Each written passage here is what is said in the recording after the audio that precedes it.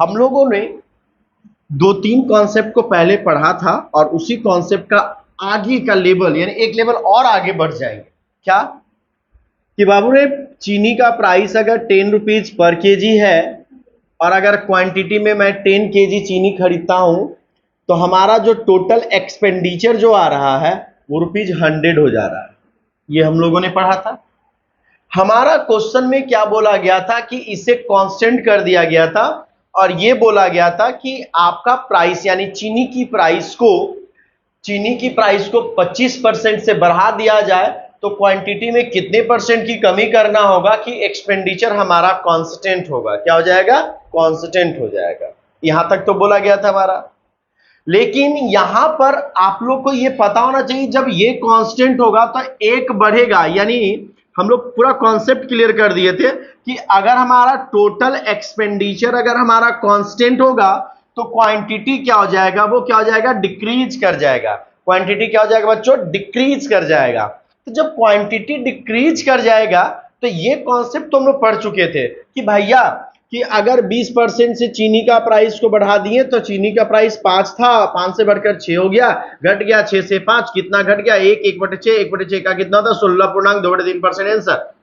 ये हम लोगों ने बनाना सीख लिया था। लेकिन अब क्वेश्चन का जो अगला लेवल है यानी नेक्स्ट लेवल क्वेश्चन का जब आएगा तो वो हमसे ये कहना चाहता है कि अगर चीनी की प्राइस को 20% से बढ़ा दिया जाता है, चीनी को प्राइस को क्या किया जाता है? 20% से बढ़ा दिया जाता है, तो बोलता और क्वांटिटी में कितने परसेंट की कमी या वृद्धि किया जाए, क्वांटिटी में कितने प्रतिशत की कमी या वृद्धि किया जाए कि एक्सपेंडिचर होना वो 10% से बढ़ जाएगा। लेकिन अब अलाउ कर रहा है। अब भाई पत्नी जो थी पति से शिकायत की फोन पे, भोजपुरिया गाना में सब क्लियर है, बहुत अच्छे समझ में आता है। ठीक है, वो शिकायत की कि देखिए भाई चीनी का दाम बढ़ गया, हम कितना दिन में 8 केजी चीनी में काम करेंगे। तो पति भी कंजूस था बेचारा, 10% से चीनी का प्राइस को बढ़ाकर भेजा, यानी 10% पैसा ज्यादा भेजा, यानी 100 रुपये का कितना भेज दिया? 10%। तो कितना हो गया? 110 रुपया भेजा। कितना भेजा बच्चों? 110 रुपया भेजा। जब वो 110 रुपया भेजा तो क्या इसकी मात्रा बढ़ेगी कि नहीं बढ़ेगी? थोड़ा बहुत तो बढ़ेगी ना बाबू, थोड़ा बहुत बढ़ना शुरू हो जाएगा। तो आइए वैसे क्वेश्चनों को सॉल्व करने का कोशिश करते हैं और समझने का कोशिश करते हैं। क्वेश्चन कहां था? लाइए, क्वेश्चन इसी में था, क्योंकि अपने मन से कोई वैल्यू ले लेंगे तो थोड़ा सा इश्यू आ सकता है।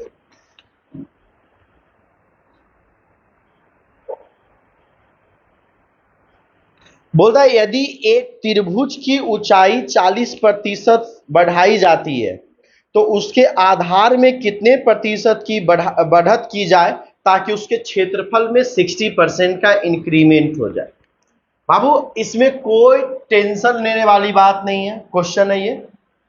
हम आप लोग को कॉन्सेप्ट को मैंने सिखाया आपको बहुत अच्छे से कि बाबू यहां पर पहले ये दोनों कांस्टेंट रखा था। क्या रखा था बच्चों? ये दोनों कांस्टेंट रखा था, तो एक बढ़ा था दूसरा घट गया था। अब क्या कह रहा है कि इसको भी कुछ ना कुछ बढ़ेगा, तो इस पे क्या प्रभाव आएगा? तो रेशियो में वेरिएशन आएगा। क्वेश्चन में पढ़ रहा हूं, क्वेश्चन आप ये से लिखिएगा। क्वेश्चन बोला यदि एक त्रिभुज की ऊंचाई यानी हाइट 40% से बढ़ाया जाता है तो उसके आधार में कितने प्रतिशत की बढ़त की जाए कि क्षेत्रफल को 60% से बढ़ाना पड़ेगा। तुम एक बात बताओ, 40% का फ्रैक्शन वैल्यू क्या होता है? 2/5 है ना। 60% का कितना होता है? 3/5। अब इसमें समझो कि इसका जो था, इसका जो हाइट को एरिया ऑफ ट्रायंगल कितना होता है? 1/2 इंटू बी इंटू एच। ये मेरा कांस्टेंट है बच्चों, तो इसमें कोई फर्क नहीं पड़ने वाला है। यानी बेस को बढ़ाया गया, हाइट को बढ़ाया गया ना, ऊंचाई को बढ़ाया गया। यानी ऊंचाई मेरा पहले कितना था? 5, यानी हाइट मेरा पहले 5 था, 5 में 2 जोड़ देंगे तो नया ऊंचाई कितना हो गया बच्चों? 7। अब ये था क्या? ये एरिया दिया हुआ, एरिया को कितना से बढ़ाया? 3/5 से। यानी बाबू एरिया मेरा 5 था, ये बढ़कर कितना हो गया? 8। बढ़कर कितना हो गया? तो बोला बेस को कितना से बढ़ाना पड़ेगा मेरे भाई? बेस की जब बात करेंगे तो बेस को कितना % से बढ़ाना या घटाना पड़ेगा? तो देखो इसको तो 1 से मल्टीप्लाई करते तो ये मेरा 1 मिल जाता है ना बच्चों, लेकिन 7 को कितना से मल्टीप्लाई करें कि 8 मिल जाएगा? देखो अब यही लॉजिक को यहां पर, यह एक खतरनाक कॉन्सेप्ट है और मेरा मैथ्स जो पढ़ाने का आप लोग को मैंने जो कॉन्सेप्ट दिया है सिर्फ एक ही कॉन्सेप्ट पे पूरा मैथमेटिक्स में कंप्लीट कर रहा हूं, फिर भी तुम इसलिए कंफ्यूज हो क्योंकि तुम प्रैक्टिस नहीं करते हो, पहला चीज। अब आइए यहां पर कितना खूबसूरत तरीके से क्वेश्चन को डिजाइन है और कितने खूबसूरत तरीके से आंसर दे रहे हैं बिना कोई सॉल्यूशन का। आपको कैलकुलेशन करना ही नहीं है, 9 के बराबर कैलकुलेशन है मेरे भाई आपका। देखो पहला का स्टेटमेंट, ट्रायंगल के हाइट को 40% से बढ़ाया गया है। 40% का फ्रैक्शन वैल्यू कितना होता है? 2/5। यानी ये मेरा 5 था, 5 में 2 जोड़ दिए बच्चों, 7 हो गया। अब हमारा बेस को बढ़ाने की बात नहीं किया, हमारा क्या बढ़ाने बोल रहा है कि एरिया बढ़ गया कितना से? 60% से। तो बच्चों 60% का फ्रैक्शन वैल्यू कितना होता है? 3/5 होता है ना, यानी एरिया कितना हो गया? 5 से 8 हो गया। अब बताओ हाइट इंटू बेस एरिया देगा ना बाबू, यानी पहले हाइट कितना था? 5 और बेस मेरा 1 था, तो एरिया निकल गया 5। लेकिन मेरा बढ़कर ये 7 है, तो बोलो 7 को हम कितने से मल्टीप्लाई करें कि 8 मिल जाएगा? तो बच्चा बताओ क्या इसको 8/7 से मल्टीप्लाई करेंगे? अगर 7 को 8/7 से मल्टीप्लाई करेंगे तो ये और ये कट जाएगा, हमें क्या मिलेगा बच्चों? 8 मिलेगा ना।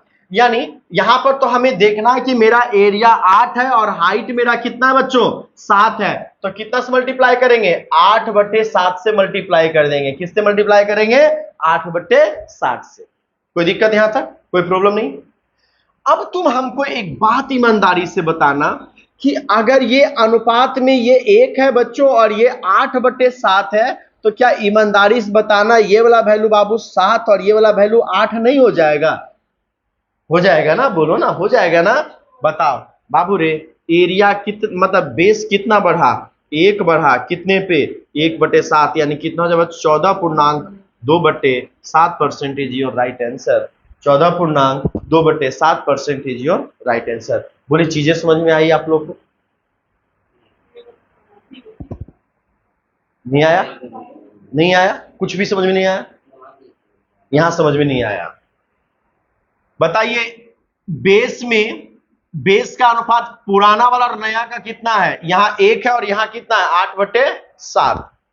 जब भी आपको दो रेशियो दिया हुआ है A:B और यहां पे 1 हो और यहां पे 8/7 हो, तो ये यहां पर जाकर मल्टीप्लाई हो जाता है, यानी ये 7 हो जाएगा और ये कितना बचेगा बच्चों? 8 बचेगा। ये basic law of fundamental mathematics कहते हैं। तो ये 7 हो गया, यानी पुराना वाला कितना था? 7। नया वाला कितना हो गया? 8। कितना बड़ा? 1, 1 पे 7, 1/7 का कितना होता है? 14.2/7% इज योर आंसर। आई सबको समझ में? कोई दिक्कत? कोई प्रॉब्लम है ना? जैसे अगर कोई रेशियो है A:B है तो 0.5 है और कितना बच्चों? 1 है। 0.5 और कितना है? 1। तो यहां से पॉइंट को हटा देंगे तो इधर कितना जाएगा? 10।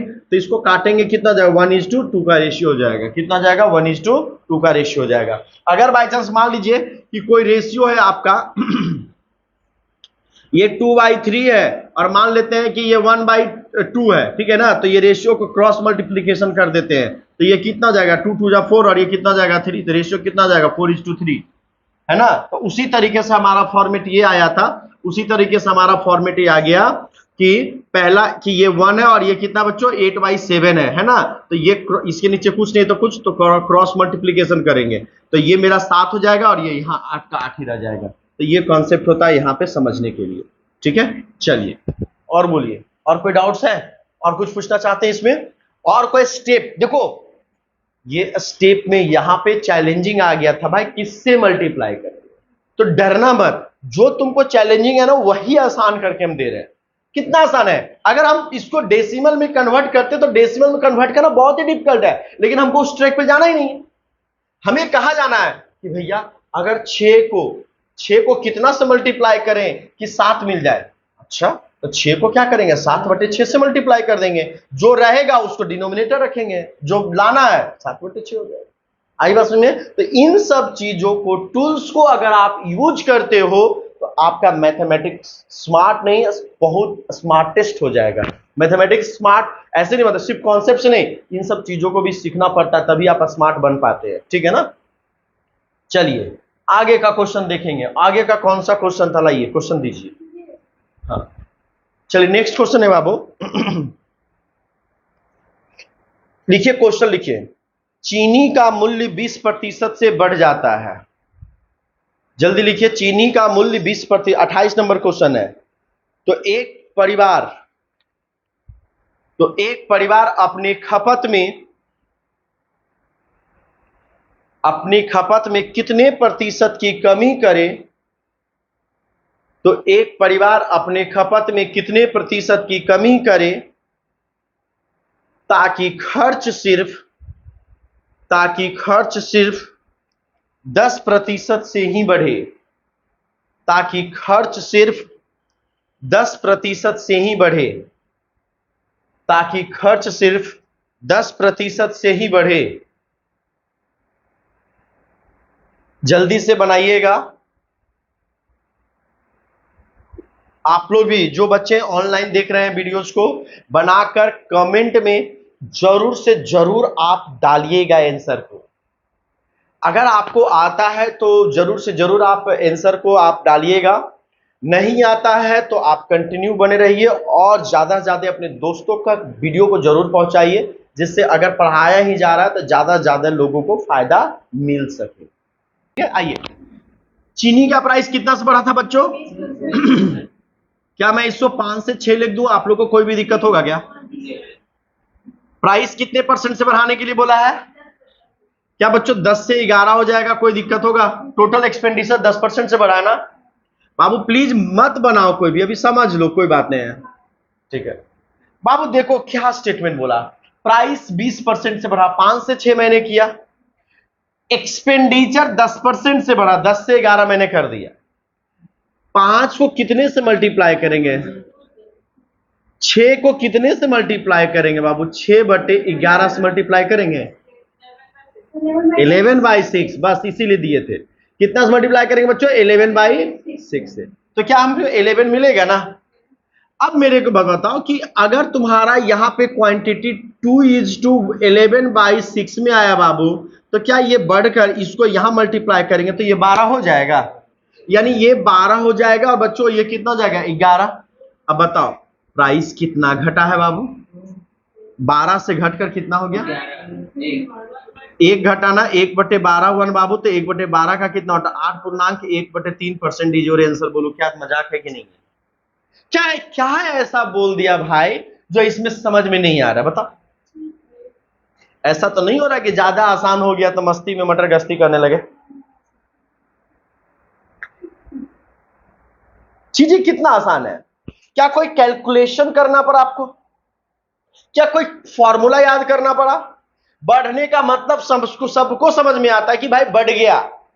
घटने का मतलब सबको समझ में आता है कि घट गया। कौन बढ़ा? जब प्राइस बढ़ाया तो प्राइस बढ़ा, एक्सपेंडिचर बोला तो एक्सपेंडिचर को बढ़ा दिए, तो उसके अकॉर्डिंग हम ये निकाल दिए। क्लियर?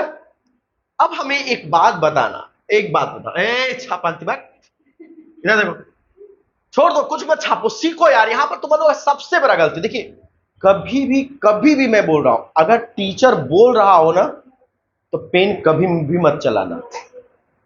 अगर टीचर बोल रहा है तो पेन कभी भी मत चलाओ, नहीं तो जिंदगी भर नहीं सीख पाओगे, इसका मेरा गारंटी है। कहीं भी आजमा के देख लेना।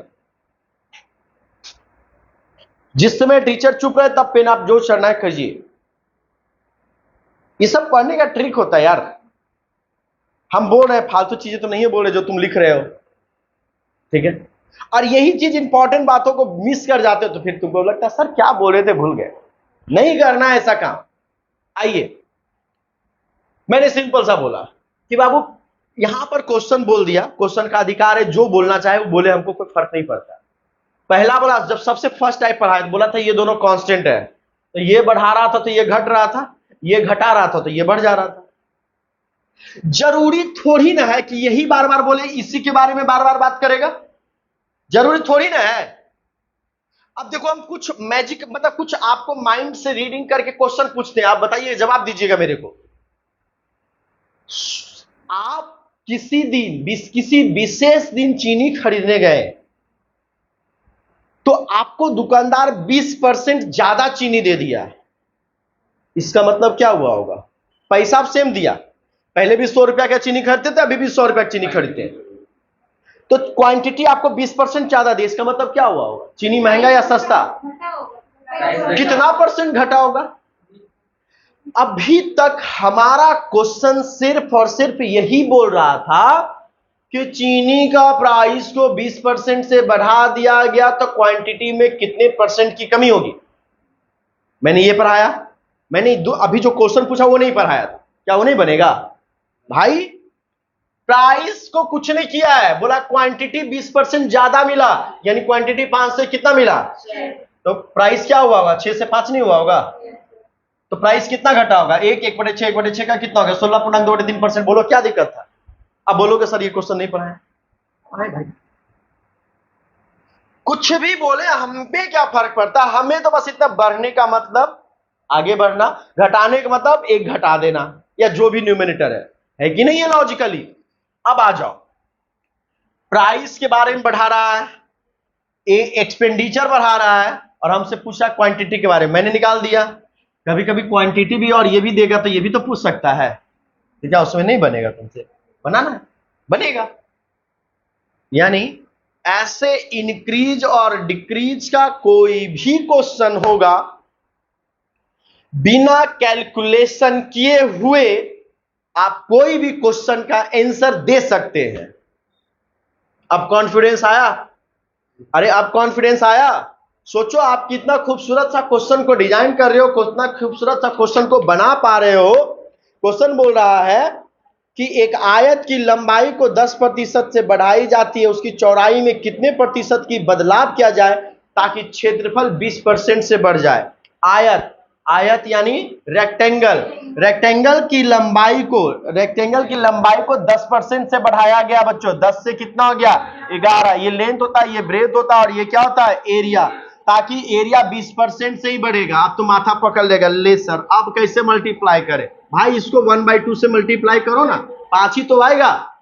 अब इसको मल्टीप्लाई करने के लिए तो बोलना ही नहीं है, क्या करेंगे? 6 पगला पी लिए है ना, हो गया ना। अब बताओ ये यहां चला जाएगा, यहां चला जाएगा, तो ये कितना हो जाएगा? 11। पहले बाद वाला कितना हो जाएगा? 12। कितना से बढ़ा? 1 से बढ़ा, 1/11, 1/11 9 1/11%। बोलो क्या दिक्कत है मेरे भाई? क्या 3 सेकेंड 10 सेकेंड के अंदर ये क्वेश्चन ज्यादा लगेगा आप लोग को बनाने में? अरे हम जब बताएं तो 25 सेकेंड लगाओ, तुमको बनाने में तो 5 सेकेंड लगना चाहिए, ठीक है? 5 सेकेंड लगना चाहिए और आपका आंसर आना चाहिए। क्लियर? कोई दिक्कत? चलिए और बोलिए क्वेश्चन को। और कोई क्वेश्चन है? सारे क्वेश्चन आप लोग बना सकते हैं, सारे क्वेश्चन बना सकते हैं। इस पे एक और वैरायटी है, इस पे एक और क्वेश्चन है ना, और वो क्वेश्चन नंबर 31 है ना? नहीं वो क्वेश्चन नहीं है, 30 नंबर।